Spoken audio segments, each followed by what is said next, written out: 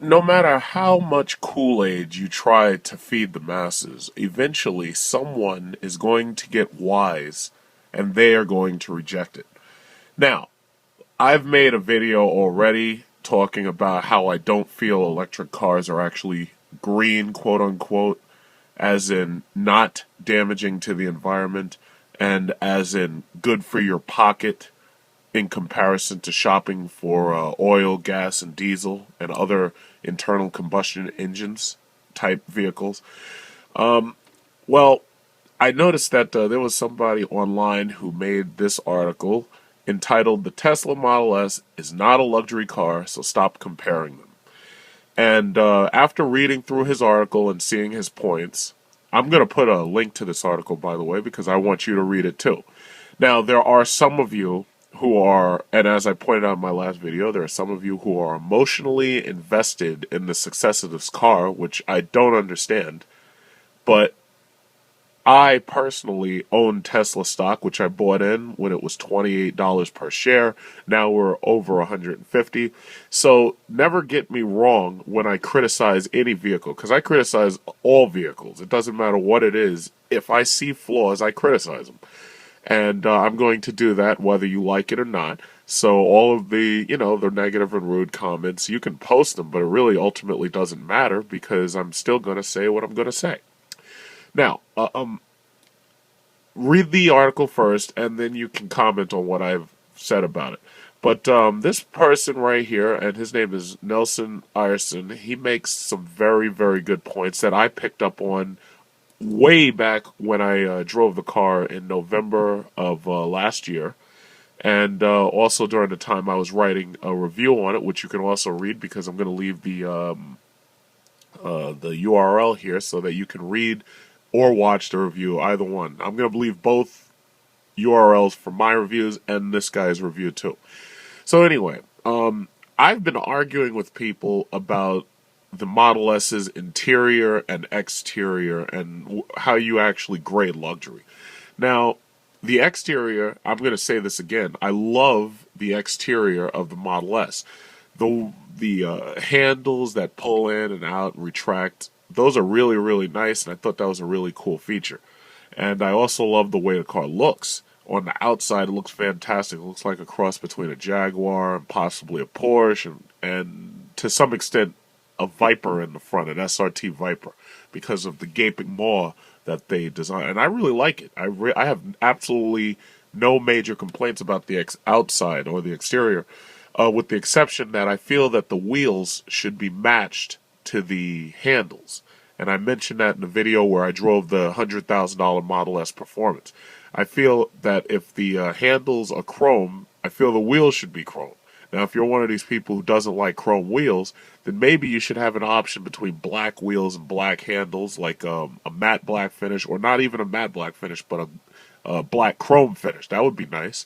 But it doesn't make sense to me when the wheels have a flat aluminum, but the handles have a chrome finish. That to me is like a mismatch, and I'm just going to say it. Next, there's the price of the car. A long time ago, they promised that this car would be affordable. The only problem is Tesla and the most of the people online who quote the price of this car, they constantly quote the price with the government tax rebate or deduction or incentives, depending upon where you live. Now, if you are paying an alternative minimum tax or AMT, you don't qualify for that. So that means that you're getting, even when they had the 40 kilowatt hour Model S, you were still getting hit for the full amount. So you were already paying closer to $60,000. And that was then when they actually had the 40 kilowatt. Then when Tesla discontinued the lowest grade model because most people said, this is not going to be enough miles for me, I need something more. So they automatically went for the 60 kilowatt hour over the 40, which led Tesla to get rid of the 40. Then what they did was they reprogrammed the 60 to give similar range, but to give better performance and better charging. So in my review, back when the first line of these cars were released, I was disappointed that the lowest grade Model S could not recharge in the superchargers that that they're rolling out right now. But Tesla got rid of the lowest grade, and now they changed that. So now, pretty much any car that they sell, you can recharge at a supercharger, which that it should have always been like that. I don't know why they didn't make it like that in the very beginning. Okay, so once we get past the price, because that again, that's very subjective. Everybody's different. Everybody pays different taxes and whatnot. Once you get past the tax aspect of it, then you get to the interior grade. Now, I've talked about the interior already. The interior, in my opinion, the seats are not as soft or luxurious as they are in any of the German sedans. I've been in the Audi A8. I have videos of that. I've driven the BMW 7. I've driven and owned the Mercedes S550. And now I have a Jaguar XJ. The Tesla Model S's seats don't in any way compare to any of those cars at all. Now, whether you like it or not, when you actually get the money to buy a couple of these cars, you can bring them to my house and you can point them out and you could show me how you feel that the Model S's seats are better, because they're not. And the simple fact of the matter is they're not. So I'm not going to accept any criticism of that point. They are nice looking seats, but when you try to drive that car any longer than 150 miles, your back starts to hurt. Bottom line, and I don't care what you have to say, because that's the bottom line. So now you go to the feature comparisons. The Model S does not offer heated and cooled seats. It offers heated seats, but right now they don't have a cooling feature or a ventilated feature. So for long drives, you get what's called back fatigue. And once you start getting back fatigue, you wish you was in something else. If you've ever driven an S550, or if you've ever driven a Audi A8 for a long distance, I'm talking about longer than 100, possibly 200 miles at a time, those cars, you could drive those cars across the entire country in one sitting, and your back feels fantastic.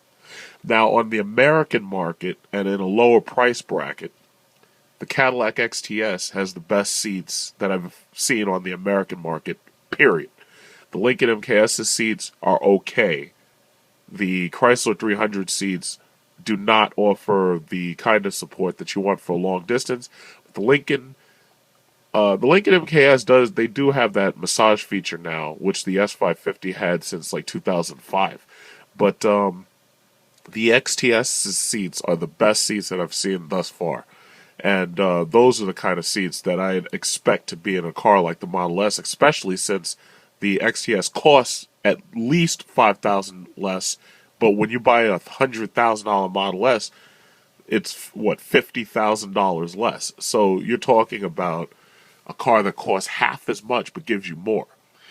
And then I'm not even going to talk about the safety rating that Tesla got, because there was a little shenanigans that the government said, oh, well, you didn't get exactly this. I mean, you broke the machine, this, that. That doesn't mean anything to me, because, I don't crash my cars into people, and I try to drive fast enough where people can't crash into me. So all I'm saying is this, read this guy's article. If you want, you can watch my review, or you can read the article that I wrote a long time ago, since I was saying this stuff for the very longest, and apparently now everybody's catching up to me. But the way I see it is, like, when you grade a luxury car, you're grading exterior, you're grading interior, feel and comfort, and you're grading basically the ability to drive this thing for long distances without any part of your body getting fatigued. Now, the Model S starts around $60,000, and when you option it to $85,000, that's when you get a performance variant where you're able to race BMW M5s and win. Now, that means that you're going to have to pay at least $85,000 to get a Model S that gives you the performance level of many of the $60,000 cars, like the Audi S5 or the Audi S6, or, a Chrysler SRT or a Lincoln MKS EcoBoost. You're going to have to spend $85,000 to get that level of performance. I personally don't feel that the jump from $85,000 to $100,000 just because of a battery pack qualifies the Model S to be automatically graded on the scale that the S550, the Jaguar XJ, the BMW 7, and the Audi A8 are graded. They need to improve their interior. And that's the bottom line. So you can critique this however you want, but that's exactly my point.